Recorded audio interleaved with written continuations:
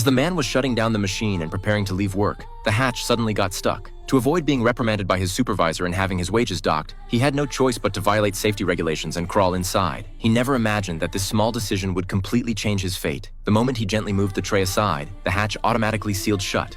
No, no, no, no, no, no, no, no, no, no, stop, no, no.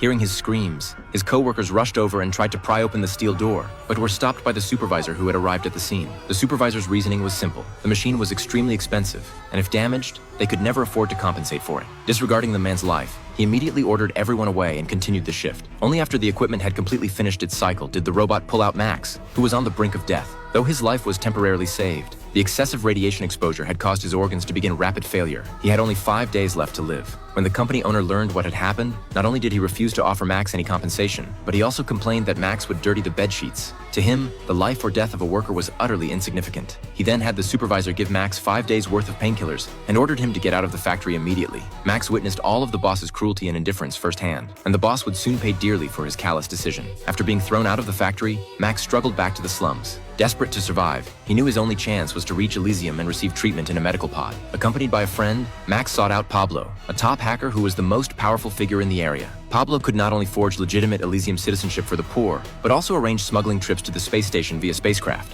In exchange, Max would have to complete a dangerous mission: kidnap an Elysium tycoon visiting Earth on business, then use a special interface to extract the bank account data from the tycoon's brain and copy it into Max's own mind to bring back. Max hesitated upon hearing this. Every wealthy person was accompanied by robotic guards, and kidnapping them was virtually a death sentence. But this was his only chance at a new life. Max hesitated no longer, for he already had the perfect target in mind. However, Max's physical condition was dire. He could barely stand, let alone capture anyone. Pablo had anticipated this. To help Max complete the mission, he had his men bring out an exoskeleton suit made of pure steel. Once installed, it would make Max as strong as a robot. Though the installation process looked excruciating and lasted several hours, the results were undeniable. Looking at the exoskeleton perfectly integrated with his arms, Max felt his body surge with unprecedented strength. Without delay, the four-man team set out with full equipment. Meanwhile, the boss, completely unaware of what was coming, was preparing to return to Elysium to continue his life of luxury. But just as his spacecraft had taken off and was about to depart, it was shot down by Max, who had been lying in wait.